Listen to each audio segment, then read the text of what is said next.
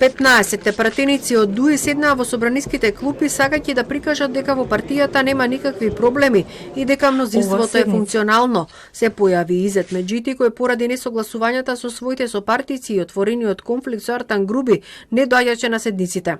За денешниот ден беа закажани дури 4 продолженија на незавршени собраниски седници, но кворум за гласање повторно немаше. Процедурално реагираше опозицијската ВМРО ДПМН, тврдејќи дека парламентарното мнозинство веќе не е функционално.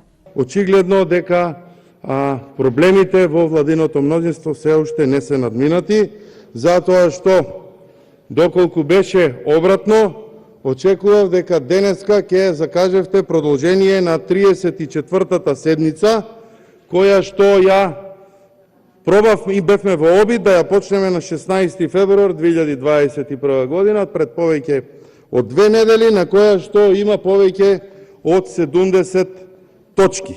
Собранискиот спикер Талат Џафери, кој претходно отворено проговори дека поради одредени внатре-партиски несогласувања, пратеници од ДУИ не доаѓаат во собранието, сега вели дека седници не закажувал за да може комисиите да имаат доволно време да работат.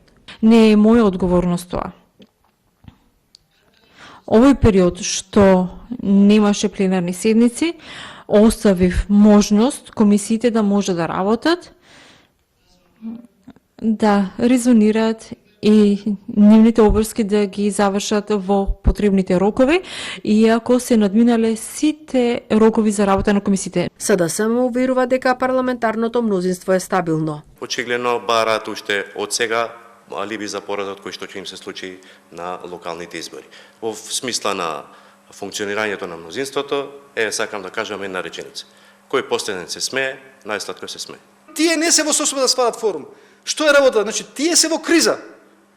Значи, ова власт е нефункционална. Во меѓувреме голем број закони чекаат на усвојување, иако беше најавено дека ќе се свика посебна седница на која ќе се обезбеди мнозинство за гласање, тоа се уште не може да се реализира.